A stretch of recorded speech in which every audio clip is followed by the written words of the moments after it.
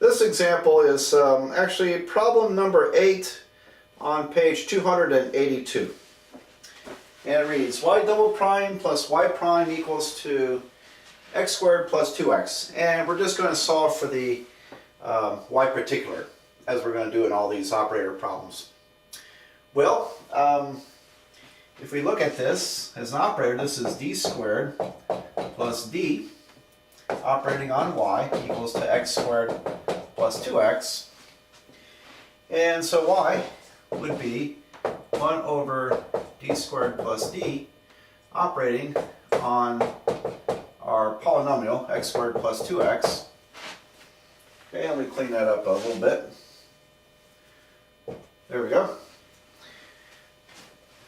Well, let's think about this. This will factor, so this is 1 over, I can factor a d out, and I'm going to write it this way. It's going to be, well, first of all, it's d times d plus 1 operating on x squared plus 2x.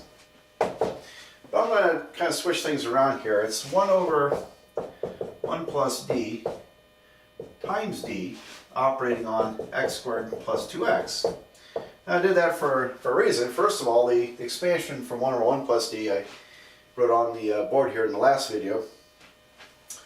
But I have a product here, and I'm going to split this up as 1 over 1 plus d operating on 1 over d operating on x squared plus 2x.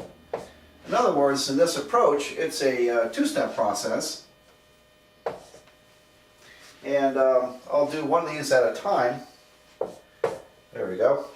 So 1 over d is the easy one, because 1 over d is literally integration. So we would have 1 over 1 plus d operating on the integral of x squared plus 2x, and that would be x cubed over 3 plus x squared. Alright, now I'm leaving off the plus c part, because when we integrate we get plus c, and that's taken care of in the complementary solution, getting those additive constants. So I'm not going to worry about that there. Alright, I better do some erasing. So we end up with, by doing that infinite series expansion of 1 over 1 plus d, I've got 1 minus d plus d squared minus d cubed operating on my polynomial. And I stopped at d cubed because the fourth derivative of this polynomial is 0. So it would be the fifth derivative, and so on.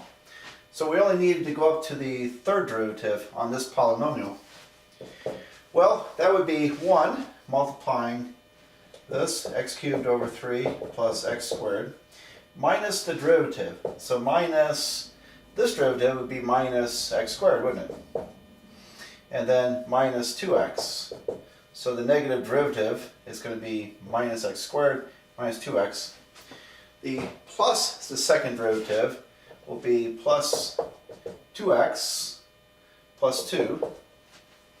And then minus the third derivative. The third derivative is going to be, I'm kind of losing my place here. The first derivative was x squared, second was 2x, third derivative is plus 2. And we're subtracting, so minus 2. Alright, now this is kind of neat, because this problem, those canceled, those cancel, those cancel. So my y particular is simply going to be x cubed over 3. There we go. So that's that problem. Alright, let's do another example or two.